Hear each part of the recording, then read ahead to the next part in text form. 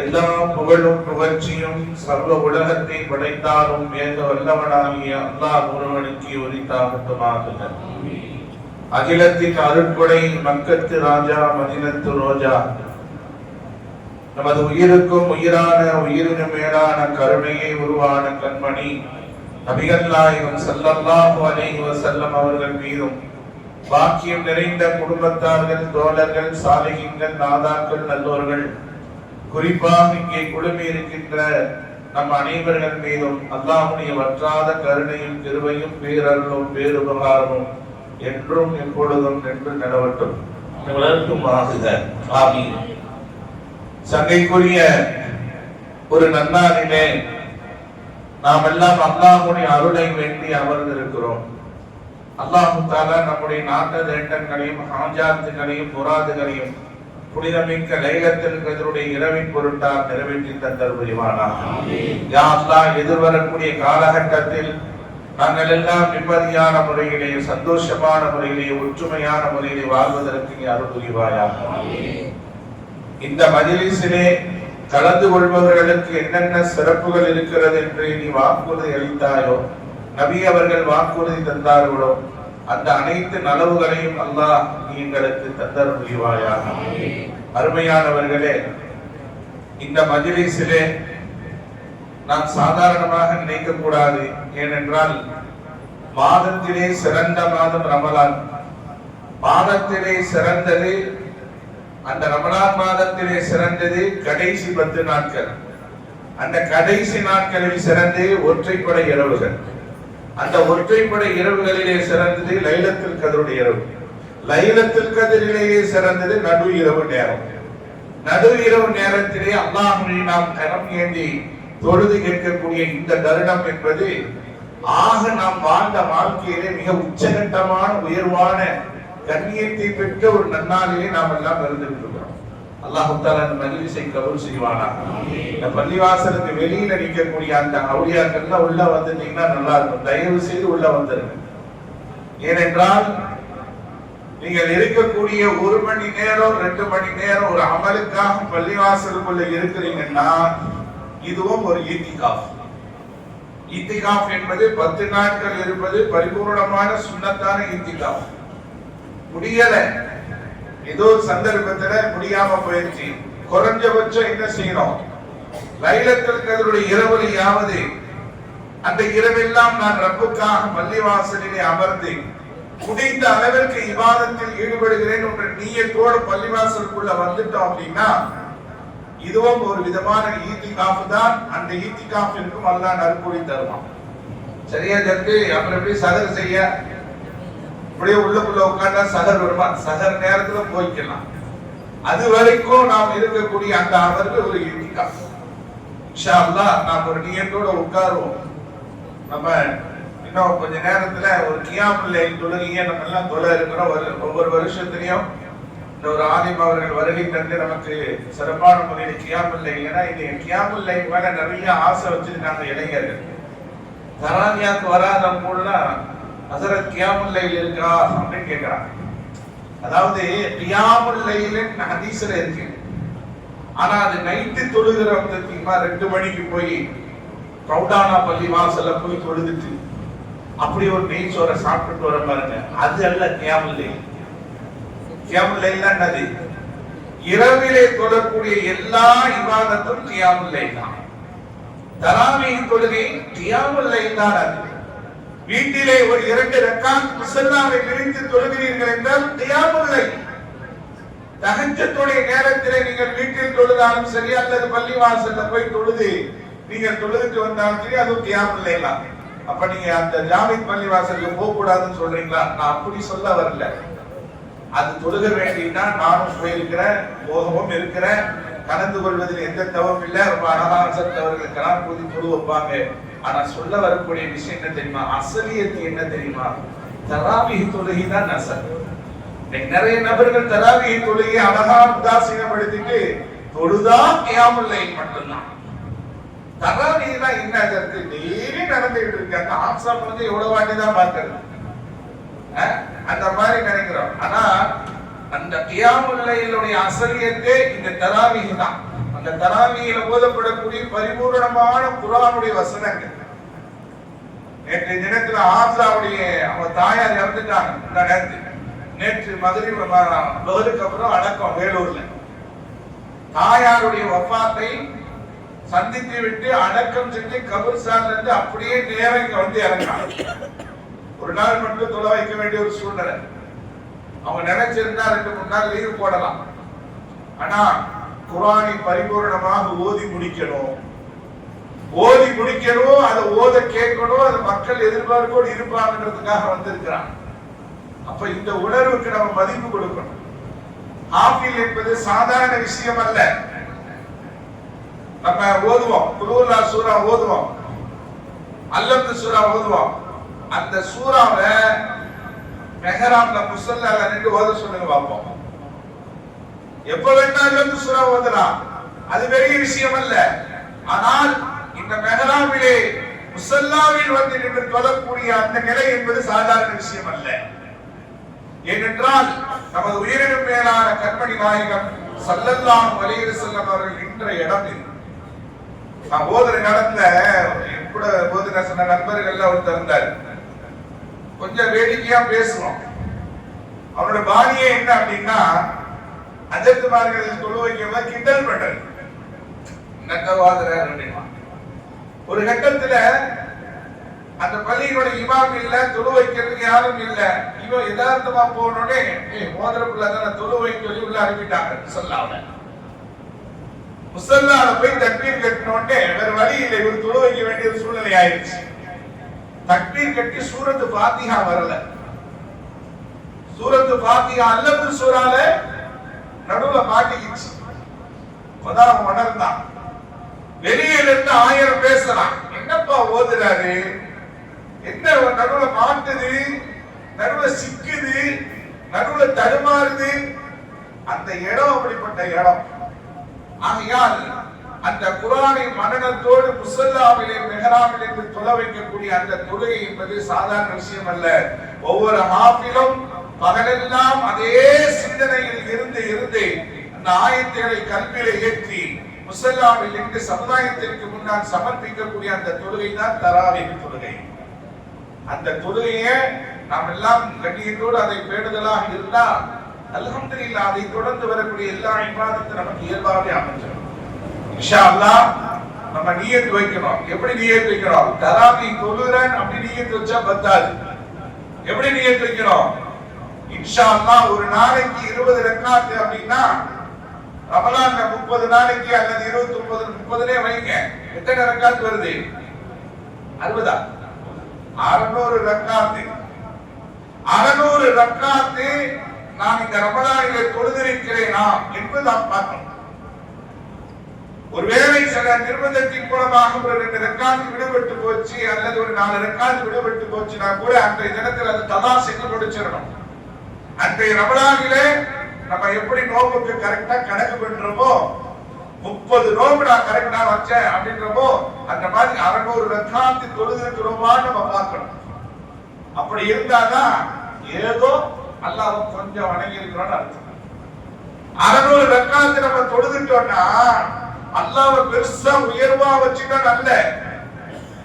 ஏதோ நம்ம சக்திக்கு ஏதோ நம்மளால முடிஞ்ச அல்லாஹ்வுடைய கருணை கண்கொண்டு இவர் சின்ன ஒரு இபாதத்தை அல்லாஹ் கபூல் செய்வான்னு ஒரு நம்பிக்கை தான். 600 ரக்காத் தொழுதா அது ஒரு பெரிய இபாதத் இல்ல, ஏதோ நம்மளுடைய சக்திக்கு உட்பட்ட ஒரு இபாதத். இப்ப ஒவ்வொருத்தரும் இந்த 27வது நாள்ல உட்கார்ந்து இருக்கிறோம். ஒவ்வொருத்தரும் சிந்திச்சு பார்க்கணும். இந்த 27 நாள் ஒரு நாளைக்கு 20 ரக்காத் போட்டா இன்னைக்கு வரை எத்தனை ரக்காத் வருது?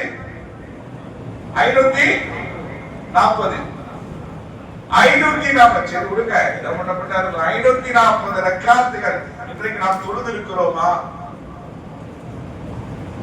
அல்லாஹ்வுடைய தர்பாரிலே சொர்க்கத்தை அடைவதற்கு நாம் எதிர்பார்த்து கொண்டிருக்கின்ற நாம் ரசூல் காட்டிய பாதையிலே அந்த இபாதத்தை நிறைவேற்றி இருக்கிறோமா என்பதை நாம் கவனிக்க வேண்டும்.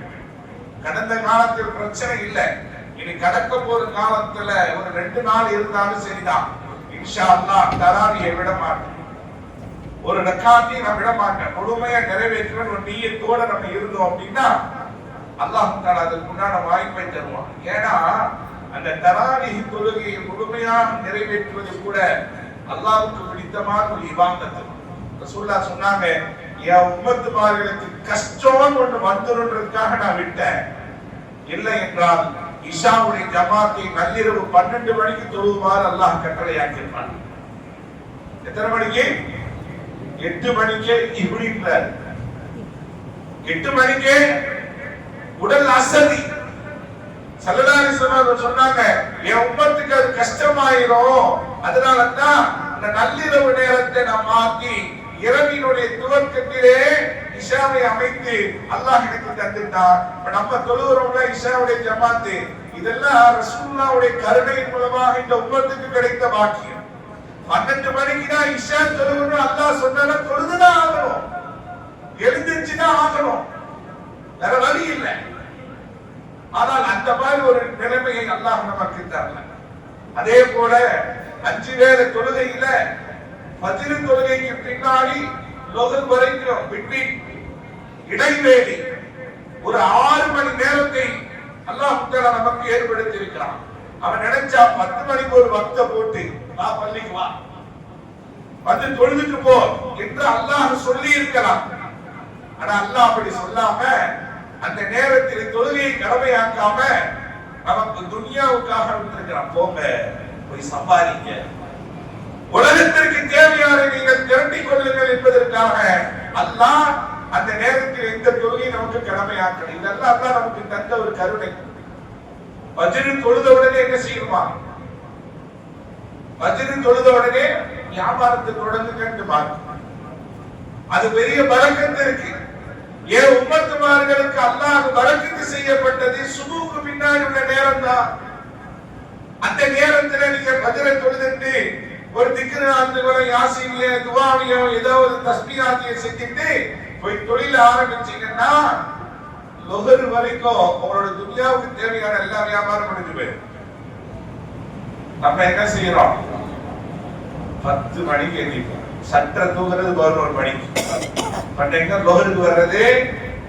லொஹருக்கு அங்க வாங்க சொல்லப்படும் பிஸி. 10 தொழுகைக்கு வாங்க சொல்ற நேரம் தான் பிஸி. ஏன் பிஸி ஆகுது தெரியுமா? துறக்கிற நேரத்தை துறன்னு அல்லாஹ் சொல்றான், அந்த நேரத்தை துறக்கிறது இல்ல.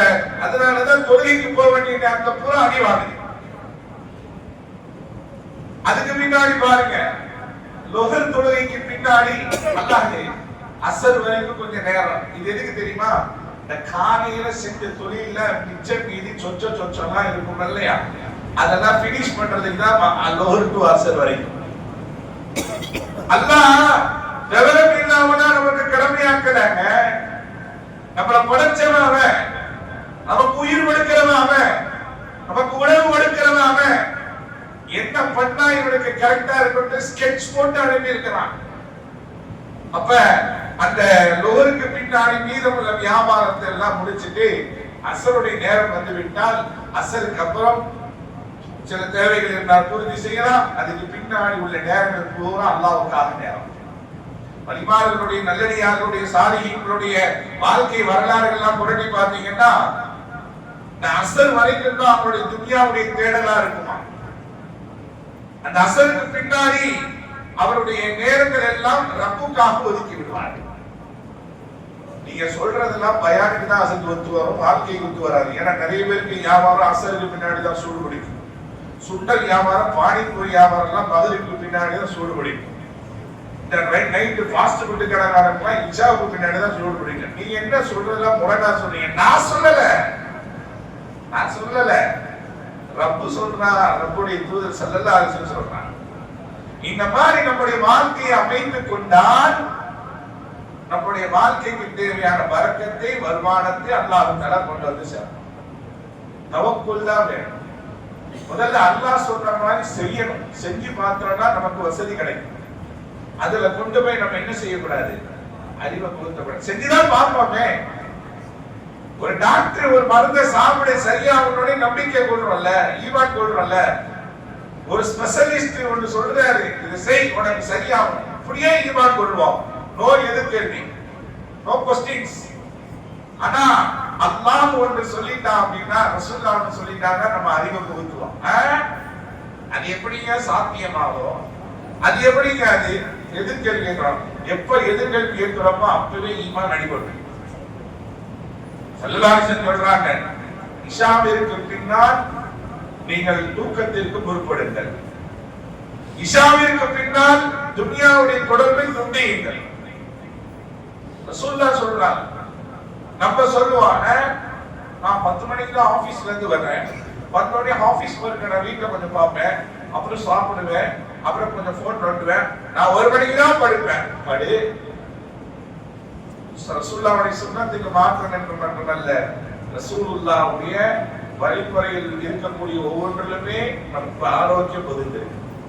இன்னைக்கு நிறைய பேருக்கு முதுகு வலி, வெட்டு வலி, முதுகு வலிலாம் வருது, கழுத்து வலிலாம் வருது. ஏன் வருதுன்னு சொல்ல தெரியுமா? நம்ம நினைப்போம் புஷ்பேக் பெட்ல படுத்தா நல்லா இருக்கும், வலி வராது. நீங்க ரொம்ப புதுசா ஒரு மேட் எல்லாம் உருவாக்கிங்க. என்ன மேட் அது? போனை திறந்தாலே அந்த மேட்டு தான். என்ன மேட்டு? எம்மா மேட். வேற எம்மா மேட்.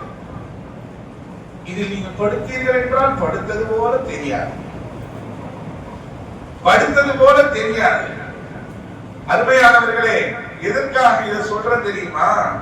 இன்னைக்கு ஒரு டாக்டரு, ஒரு ஆய்வாளராக இருந்த ஒரு டாக்டர் சொல்ற செய்தி, உங்க மார்க்கத்துல உங்க முகமது நபி சொல்ற ஒவ்வொரு விஷயமும், ஒவ்வொரு நடைமுறையும் உங்களுக்கு அழகான வழிகாட்டுதல் தெரியுமான்றாரு. என்னன்னா, உங்களுக்கு வரக்கூடிய முதுகு வலியும் கழுத்து வலியும் பேக் பெயின் எல்லாத்துக்கும் காரணம் நீ படுக்கிற பெட்டு தான். நீ எந்த பெட்டுல படுத்தா உடல் சுகமாக இருக்கும், வலி நீங்கும், சௌகரியமா தூங்கி எந்திரிக்கிறா நினைக்கிறீங்களோ அதுதான் உன்னுடைய வலிக்கு வேதனைக்கு காரணம். யார் சொல்றா? அந்த ஆய்வாளர் டாக்டர் சொல்றார். என்ன அப்படின்னா, நான் பூமியிலே படுக்கும் பொழுது இந்த பாயில படுத்த காலம் ஒரு காலம் இருந்துச்சு. பாயில போட்டு பாயில படுத்த காலம், அந்த காலத்துல படுக்கும் போது படுத்த ஒரு ஆரோக்கியமே வேற. அந்த படுக்கையில இருந்து இல்லறத்தில் கூடிய வாழ்க்கை கூட ஒரு தனி ரகம். அப்படி படுக்கும் போதுதான் நமக்கு உடம்புல ஏற்படக்கூடிய பெயின் எல்லாம் இல்லாம போகுமா? பெட்டு மூலமா நமக்கு முதுகு வலி உருவாகும். நவீனர்கள் கண்டுபிடித்து கொடுத்த அத்தனையுமே உங்களுக்கு அசௌகரியத்தை தான் ஏற்படுத்தும் ரிப்போர்ட்ல எழுதுறாரு. இப்ப பாருங்க, ரசூலுல்லாஹி ஸல்லல்லாஹு அலைஹி வஸல்லம் அவர்கள் வாழும் காலத்திலே அவர்களுடைய படுக்கை எப்படி இருந்தது என்றால், தோலினாலான விரிப்பும் ஈச்ச மரத்தினுடைய நாரினால் பின்னப்பட்ட அந்த கயிறில் தான் பெருமானார் ஸல்லல்லாஹு அலைஹி வஸல்லம் அவர்கள் படுத்தார். தூங்கி எழுந்தால் அந்த ஈச்ச மரத்தினுடைய அந்த பின்னலினுடைய கோரப்பாயினுடைய அடையாளம் பெருமானாருடைய முதுகிலே பதிந்து இருக்குமா? சையதுனா உமர் இப்னு கத்தாப் ரலியல்லாஹு அன்ஹு சொல்றாங்க, யா ரசூலல்லாஹ், பெரும் பெரும் அரசர்கள் மன்னர்கள் எல்லாம் அவருடைய அரசவையை பஞ்சுமெத்தைகளை அமர்ந்து கொண்டிருக்கிறார்கள். நீங்கள் எங்களுக்கு உயிரினும் மேலான நபியாக, ரசூலாக, எங்களுக்கெல்லாம் வழிகாட்டியா இருக்கக்கூடிய நீங்க இப்படி எல்லாம் நீங்க ஒரு சாதாரண ஒரு கோரப்பாயில உட்கார்ந்து நிற்கிறதுக்கு எங்களுக்கு மனசு விரும்பல. சரின்னு சொல்லுங்க நாயகமே, உயர்வாக பஞ்சுமத்தியை கொண்டு வரேன்னு சொல்லும் போது நமது நாயகம் ஸல்லல்லாஹு அலைஹி வஸல்லம் சொன்னாங்க, உமரே, இந்த உலகம் என்பது சுகம் அனுபவிக்கக்கூடிய இடம் அல்ல என்று சொன்னார்கள். ஒரு இடத்துல ரசூலுல்லாஹ்வுடைய மனைவி என்ன செஞ்சாங்க? விரிப்பு இருக்க அந்த போர்வை பெட்ஷீட் அத ரெண்டாதான் மடிச்சு போட்டாங்க. ரெண்டா மடிச்சு போட்டா கொஞ்சம் எதமா இருக்குன்றதுக்காக. இது தப்பா? இது ஒரு தவறான விஷயம் இல்ல. ஸல்லல்லாஹு அலைஹி வஸல்லம் சொன்னாங்க, சுகபோகத்தை நான் விரும்பவில்லை, நார்மலாவே படுத்தால் அந்த உடல் தரையிலே அழுத்துவது என்பது சுகபோகத்தை மட்டும். சுகபோகங்களை பெருமானார் ஸல்லல்லாஹு அலைஹி வஸல்லம் சொன்னாங்க, தவிர்த்து கொள்ளுங்கள். எந்த சுகபோகங்கள் உங்களை இபாதத்தை விட்டு தடுக்கிறதோ அதை தள்ளுபடி செய்யுங்க. உங்க இபாதத்தை சிறந்த ஒரு விஷயத்தை நமக்கு இது செஞ்சா நமக்கு அதன் மூலமாக தொழுகை தவறுகிறது, இபாதத்தை தவறுகிறது என்றால் அதை தவிர்த்துக்கிறோம். அதான் இந்த உலகத்தை நம்ம செய்யணுமே. ஏசியை போடுகிறோம், அது எப்படி 28லயா நம்பரு 28ல வச்சு அப்படி மைல்டா ஃபேனை சுத்த விட்டு ஸ்கிரீன்ல அழகா இழுத்து விட்டு ஒரு விட்டு கூட சூரிய ஒளி மேல படாம அப்படியே எம்மா பெட்ல அப்படி படுத்துக்கிட்டு காலையில ஃபஜ்ர் கேட்க வேண்டிய விளக்கும். நபிநாயகம் ஸல்லல்லாஹு அலைஹி வஸல்லம் சொன்னாங்க, இந்த துனியாவில சில விஷயங்களை இழக்காத வரைக்கும் மறுமையில சுகத்தை அனுபவிக்கவே முடியாது. மறுமையில சொர்க்கம் வேணும், சுகபோகம் வேணும், அழகான மாளிகை வேணும், கேட்கிறோம், எதிர்பார்க்கிறோம், ஆசைக்கிறோமா இல்லையா? ஆனா அதுக்காக என்ன தியாகம் பண்றோம்? அருமையான பெருமக்களே, நாம் சிந்தித்து பார்க்க வேண்டும். சுகபோகங்களை குறைத்தால் தான் அதையெல்லாம் நாம் அடைய முடியும். அழகா சொன்னாங்க ஸல்லல்லாஹு அலைஹி வஸல்லம், துனியா உங்க காலுக்கு கீழே இருக்கும், செருப்பு மாதிரி. அந்த துனியாவை தலைக்கு மேல தொப்பி மாதிரி வச்சீங்கன்னா நீங்க முடிஞ்சு போச்சு. தண்ணிக்கு மேல கப்பல் போகணும், கப்பல் போய்கிட்டே இருக்கும். கப்பலுக்குள்ள தண்ணி வந்தா கப்பல் போயிடும். துனியா நமக்கு தேவைதான் இல்லைன்னு சொல்லல, ஆனா அந்த துனியாவை வைத்துக் கொள்வதற்கு ஒரு அளவு வேண்டும். அதை மிஞ்சி போச்சுன்னா இபாதத்து புரிகிறோம். அதுதான் ஸல்லல்லாஹு அலைஹி வஸல்லம் சொன்னாங்க, குன்ஃபி துன்யா, நீங்கள் துனியாவில் ஆகிவிடுங்கள், ஒரு வழிபோக்கனை போல, ஒரு பிரயாணியை போல இருங்க. பிரயாணியை போல இருக்க. பிரயாணினா என்ன அர்த்தம்? முசாஃபிர் அல்லது ஒரு வழிபோக்கர் எப்படி இருப்பாரு? ரொம்ப பெருசாலாம் வச்சிருக்க மாட்டார், தேவையான மட்டும் வச்சிருக்காரு. அதுக்கு மீறி சில பேர் அல்லாஹ் தஆலா செல்வந்தராக ஆகணும், செல்வத்தை கொடுக்கணும், அது வேற விஷயம். நமக்கு அல்லாஹ் என்ன தரணும் நான்றானோ அது வந்துட்டீங்களா, அதோட நம்ம பயணிக்கணும். ஒருத்தருக்கு அல்லாஹ் கோடி கோடியா செல்வத்தை தூக்கி கொடுக்குறான், ஆனா ஒரு வக்து தொழுகைக்கு கூட அவருக்கு நசீப் இல்லைன்னு உலகத்தை இவரை விட பெரிய அபாக்கியமான பேர் யாரும். அல்லாஹ் அந்த நினைவை விட்டு நம்மை பாதுகாத்து 27வது இரவிலே நாம் இன்றைக்கு உட்கார்ந்து இருக்கிறோம்னா, இன்ஷா அல்லாஹ் இந்த மஜ்லிஸை விட்டு போகும்போது ஒரு உறுதியான சபதத்தோடு, உறுதியான நிலைப்பாட்டோடு நம்ம போகணும். இனிமேட்டு நான் இந்த காரணத்தை கொண்டு தொழுகி விட மாட்டேன். அந்த தொழுகி இந்த வாதத்தோட நேரத்துக்கு பள்ளிவாசலோட தொடர்பையும் நம்ம ஏற்படுத்திக்கணும்ன்ற ஒரு வைராக்கியத்தோட போனா நிச்சயமாக அல்லாஹ் என்ன செய்வாதற்கு வழிவகுத்து கொடுப்பான். இன்னைக்கு பாருங்க, லைலத்துல் கத்ர் நீ சாதாரணமா நினைக்கிறோம். ஒரு விஞ்ஞானி, வானிலை ஆய்வு செய்யக்கூடிய ஒரு விஞ்ஞானி, அவர் ஒரு காஃபிரா இருந்தவர் தான். இஸ்லாத்திற்கு மாறி வந்திருக்கிறார். இஸ்லாத்திற்கு மாறி வந்ததற்கு என்ன காரணம் தெரியுமா? லைலத்துல் கத்ர் தான் காரணமா. என்னது அது அப்படின்னா, இவரு 10 வருட காலமாக தொடர்ந்து அந்த வானிலை சம்பந்தமான ஆய்வு செஞ்சுட்டு இருந்திருக்கிறார். அந்த ஆய்வு செஞ்சுட்டு இருக்கும்போது அந்த வானலோகத்துல அந்த பல கோள்கள்லாம் இருக்குல்ல, அங்க இருந்து ஒவ்வொரு நாளும் பூமியை நோக்கி 10,000 இருந்து 20,000 வரையும் அந்த பொடிக்கற்கள் தூவி விடப்படுகிறது. அவர் அதற்குண்டான அந்த லென்ஸ் கேமரா அதெல்லாம் வச்சு பார்த்து ஆய்வு செய்திருக்கிறார். ஒவ்வொரு நாளும் பூமியை நோக்கி 10,000 இருந்து 20,000 கற்கள் வரையும் பூமியை நோக்கி அந்த கற்கள் வீசி எறியப்படுகிறது. இந்த ப்ராசஸ், இந்த செயல்பாடு ஒவ்வொரு நாளும் நடைபெறுகிறது. 365 நாட்களில் ஒரே ஒரு நாள் மட்டும் இந்த ப்ராசஸ் இல்லாம நிப்பாட்டப்படுதான். அவர் சொல்ற வார்த்தை, அந்த 365 நாட்கள்ல ஒரே ஒரு நாள் மட்டும் இந்த ப்ராசஸ் நடக்கல. அது எந்த நாள் என்பதையும் ஆய்வு செய்து பார்த்திருக்கிறார். அதுதான் இஸ்லாமியர்கள் கடைபிடிக்கக்கூடிய ரமலானுடைய மாதத்தில் 3வது பத்திலே ஒரு இரவிலே இந்த ப்ராசஸ் நிப்பாட்டப்படுகிறது. இந்த ஆய்வை 1 வருடம் அல்ல, 2 வருடம் அல்ல, 3 வருடம் அல்ல, 10 வருடமாக இவர்கள் செஞ்சிருக்கிறாரு. தொடர்ந்து அந்த ஆய்வை மேற்கொண்டிருக்கிறார். அவருக்கு கிடைத்த ரிசல்ட், இந்த ரமலானுடைய மாதத்தில் 3வது பத்திலே ஒரு இரவெல்லாம் இந்த நிலைப்பாடு மாறுகிறது என்றால், நிலைப்பாடுகள் மாறுகிறது என்பதை அவர் அறிந்து கொண்டு அப்பொழுதே கலிமா ஷஹாதத்தை சொல்லி இஸ்லாத்தை ஏற்றுக்கொண்டார் என்பதாக இந்த மாதத்துல இஸ்லாமிய பத்திரிகையிலிருந்து ஒரு செய்தி ஒன்று வந்திருக்கு. இன்ஷா அல்லாஹ் அதை அனுப்பி வைக்கிற சுகனத்து மன்னர்கள் தலம் இருக்குல்ல, அதை அனுப்பி வைக்கிற, படிச்சு பாரு. அவருடைய பேர் என்ன, அவருடைய என்ன ஆய்வு செஞ்சிருக்கிறாரு, அந்த லைலத்துல் கத்ர் இந்த அளவுக்கு அழகான முறையில துல்லியமான முறையில அவர் விளங்கி இருக்கிறான்னு பாருங்க. இன்னும் சில மக்கள் சொல்லியிருக்கிறார்கள், எந்த இரவு லைலத்துல் கத்ர் என்பதை அல்லாஹ் வெளிப்படுத்துவான் என்றால் அன்றைய தினத்தில் கடல் நீர் எல்லாம் இனிப்பாக இருக்கும். கடல் நீர் எப்படி இருக்கும்? எப்படி இருக்கும்? உப்பு. ஆனால் எந்த இரவு கதிருடைய இரவோ அந்த இரவு கடலிலே இனிப்பு தன்மை கொண்டதாக இருக்கும். இதெல்லாம் ஒரு அடையாளம். சரி, இன்னைக்கு நம்ம 27க்கு இவ்வளவு பேர் உட்கார்ந்து இருக்கிறோம். சில பேர் கேட்பாங்க 27 தான் லைலத்துல் கத்ரா அப்படின்னு சில கேள்வி கேட்பாங்க. 27 என்று மார்க்கத்திலே இதுதான் குறிப்பிட்டு சொல்லல. ஆனால் நம்மெல்லாம் 27 மிக விமர்சனமாக அதை நிறைவேற்றுவதற்கு இன்னொரு காரணம் என்ன? அதிகப்படியான மார்க்க அறிஞருடைய கருத்து 27 இருக்கிறது என்று அவருடைய ஆய்வின் மூலமாக, விவாதத்தின் மூலமாக பெரும்பாலான நாட்களிலே 27 நாள் லைலத்துல் கத்ராக இருக்கிறது, அமையப்பெறுகிறது என்ற அடிப்படையில 27 நாம் கொஞ்சம் கவனம் செலுத்துகிறோம். 27 மட்டும்தான் என்றால் அல்லாஹ்வுடைய கிருபை கொண்டு இன்னைக்கு நம்ம 21 இருந்து 23, 25, 27, 29 வரைக்கும் நம்ம பள்ளியில கண்விழித்து ஏதோ ஒரு வகையில தொழுதுட்டு வர்றோம். அல்ஹம்துலில்லாஹ். அடிப்படையில் அல்லாஹ்வுடைய கருணையின் மூலமாக நமக்கு அவருடைய அருளை தர காத்துக் கொண்டிருக்கிறார். ஆனால் இந்த இரவுகள் மட்டும் நாம் எப்படி கண்ணீரோடு நடத்தப்படுகிறோமோ அதே போல எல்லா நாட்களும் நடத்தப்படும். இன்னொரு லைலத்துல் கத்ருக்கு ஒருவேளை அதுவாகவும் இருக்கலாம், அதுவும் இருக்கும் என்ற அடிப்படையில் நாம் விவாதத்தை செய்யணும். அந்த கடைசி ஒற்றைப்படை இரவுகள் பெரும்பாலும் என்ன செய்ய மாட்டாங்க.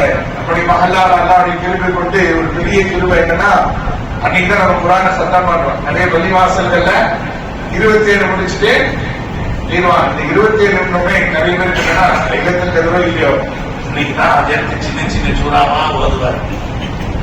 சின்ன நேரத்து வரை 26 வரைக்கும் ஆம்சா என்ன பண்ணிருப்பாங்க மற்ற பள்ளிவாசல்ல, அப்படியே வண்டி வேகமா வந்து வலுவா முன்னாடி வரை நிப்பாட்டி வச்சிருப்பாங்க. 27 என்னது அன்னைக்குதான் ஒரு வேலையை தெளிவா லைலத்துல் கத்ர் போட்டெல்லாம் போட்டு வந்து இருப்பாரு. எப்படி ஒரு 3/4 மணி நேரத்தை அடிச்சு அனுப்பிச்சுடுவாரு.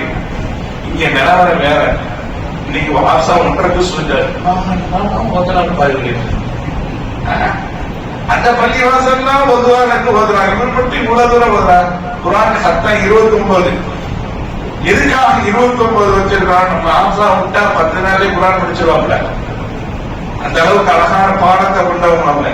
நம்மதான் சொன்னோம் ஆரம்பத்துல இந்த 29ஆம் லைலத்துல் கத்ர் பாவம் பரிதாபமா இருக்கு.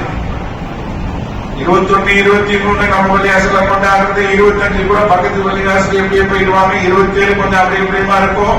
இந்த 29 பார்த்தா இந்த பெருநாள் முடிஞ்ச அசர்ல பாத்துட்டீங்களா, அதுக்கு முன்னாடி வரையும் பள்ளிவாசல் அப்படியே ஜெகஜோதியா டமராவுக்கு சட்டி தூக்கு அதை தூக்கு தற்படிக்கிற டமா தூக்கு தான் பண்ணிட்டு இருக்கோம். எப்ப ரமலான் கடைசி நாள் அதுக்கு முன்னாடி வரையும் பெருநாள் அன்னைக்கு பார்க்கணுங்க. அசர்ல அங்க ஒருத்தர் வருவார். அஸ்ஸலாமு அலைக்கும் சொல்றாங்க.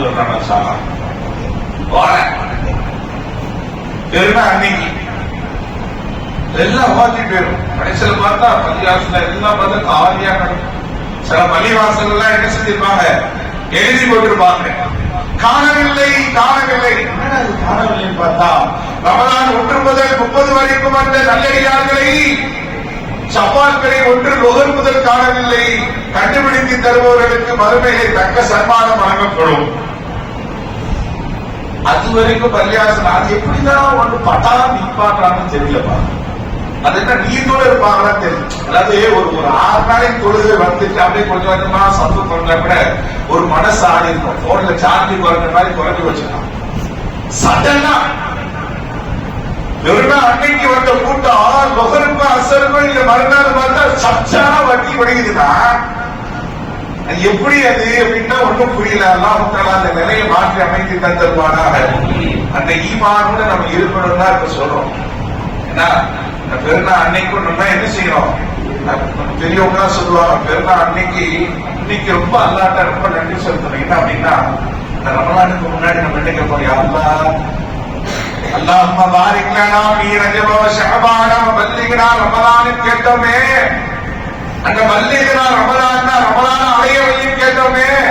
அந்த ரமலான ரப்பல் ஆலமீன் அல்லாஹ் அடைய வச்சானே.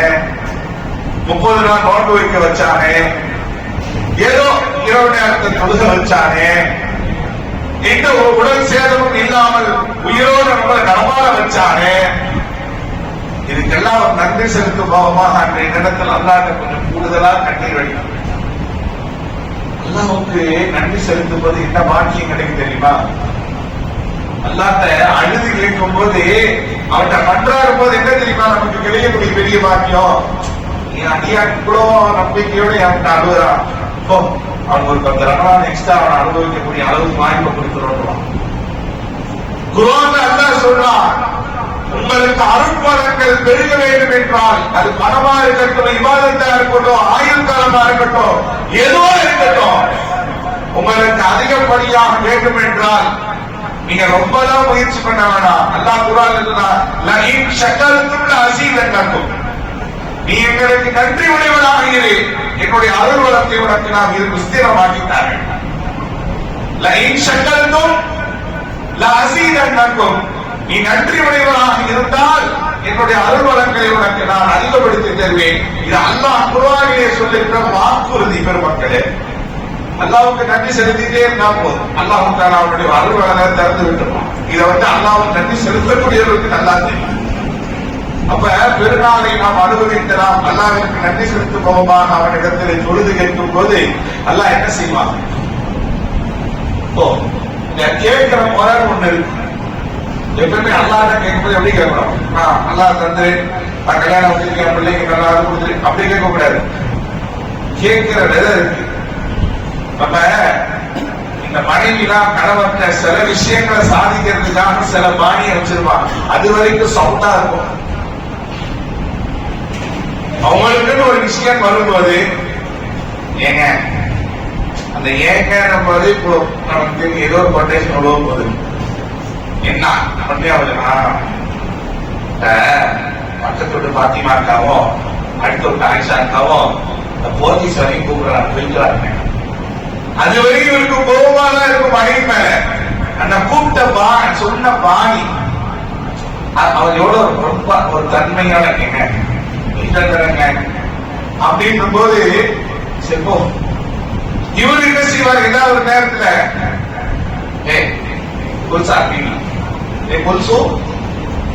சாப்பிட்டா கூப்பிடுவாரு.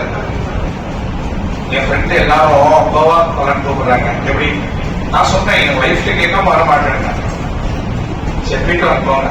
அந்த பாணி நிறைய பேர் சிரிக்கிறத பார்த்தா அப்படிதான் ஓடிக்கிட்டு இருக்கு. ஏன் அப்படிதான்?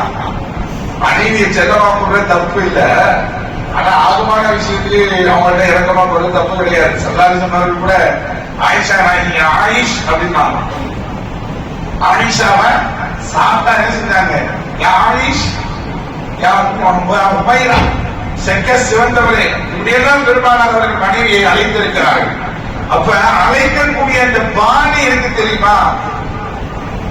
யார்கிட்ட போய் நம்ம கோரிக்கை இருக்கிறோமோ அவங்கள்ட்ட தான் அந்த நிலையை மாற்றி அமைச்சிடும். அல்லாஹ்ட்ட நம்ம கேட்கும் போது எப்படி கேட்கணும்? ஒரு மனிதனுக்கு மனிதன் கேட்கும் போது, கணவன் மனைவிக்கு மத்தியிலே எப்படி இருக்கும் போது, முதலாளி தொழிலாளிக்கு மத்தியிலே எப்படி இருக்கும் போது, ரப்புக்கு மத்தியில கேட்கும் போது எப்படி கேட்கணும்? யா அல்லாஹ், நீ எனக்கு தரேன்னு சொன்னீங்க ரப்பே, நீ தருவன்னு எதிர்பார்த்துட்டு கேட்கிற ரப்பே, நீதான் எனக்கு தருமை. யா அல்லாஹ், நீ தரலனா எனக்கு யாரா தருவா? இப்படி எல்லாம் அல்லாஹ்விடத்திலே நாம் குழைந்து கேட்கும் போது நம்ம நடிக்கிறோம்ன்றது ரப்புக்கு நல்லா தெரியும். நடிகங்க துவா கேட்கும் போது மட்டும் அப்படி நடிக்கிறான். அல்லாஹ்வுக்கு தெரியாமனா இல்ல, இருந்தாலும் அல்லாஹ் தஆலா அதை ரசிக்கிறான். தொழுக அழுது துவா கேட்கணும் ஹதீஸ்ல வருது. அழுக வரலனா நடிக்கிறது ஹதீஸ்ல வரக்கூடியது. அழுகை வருவதை போலவாறு துவா கேளுங்க ஹதீஸ்ல வருது. அப்ப அழுகிற வர மாதிரி அப்படின்றது நடிக்கிறது தானே. அப்ப அல்லாஹ்வுக்கு தெரியாத நடிக்கிறது. அவன் என்ன சொல்ல வரனா, அழுக வரலன்னு சொல்லி விட்டுறாத, அழுகிற மாதிரியா நடிச்சுட்டே அல்லாஹ்வுடைய கருணை நமக்கு கிடைக்கிறதுக்கு வாய்ப்பு இருக்குன்றான். அல்லாஹ்ட்ட கேட்கும் போது அவனிடத்தில் ஒரு நளினமாக ஒரு பாவனையோடு கேட்கும் போது நிச்சயமாக ரப்புல் ஆலமீன் அல்லாஹ்வுடைய தேவையை நிறைவேற்றி தருவதற்கு காத்துக் கொண்டிருக்கிறான். அதுல எந்த சந்தேகம் இல்லை. ஆனா கேட்கிற விதத்துல நமக்கு வலியுறுத்தி துவா கேட்கும் போது துவாவுக்கு சில நிறைய விஷயங்கள்லாம் நமக்கு சொல்லி தராங்க. துவாவை கேட்கும் போது அதுக்கு ஒழுக்கங்கள்லாம் என்னன்னு அதுல ஒரு விஷயத்தை சொல்றாங்க. ஒரு துவாவை கேட்டு கபூலாகன்னு சொல்லி வருத்தப்படாதீங்க.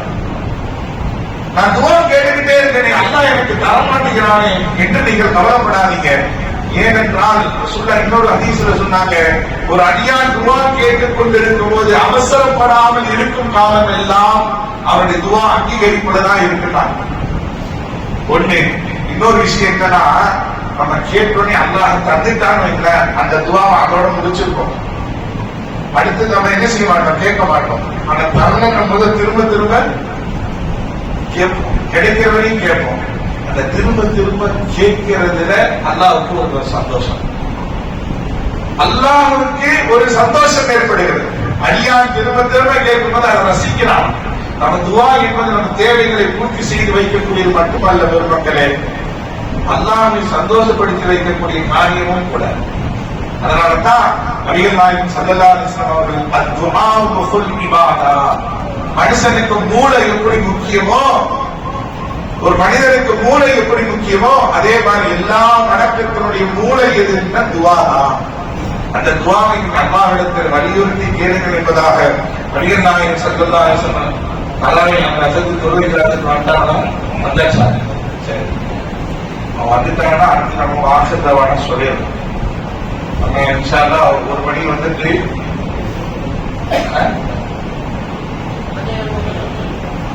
என்னதான் அரணியில் இருக்க மாட்டாங்க, மறுபடியும் கூட்டிட்டு வந்த மாதிரியே தெரியுது. சரி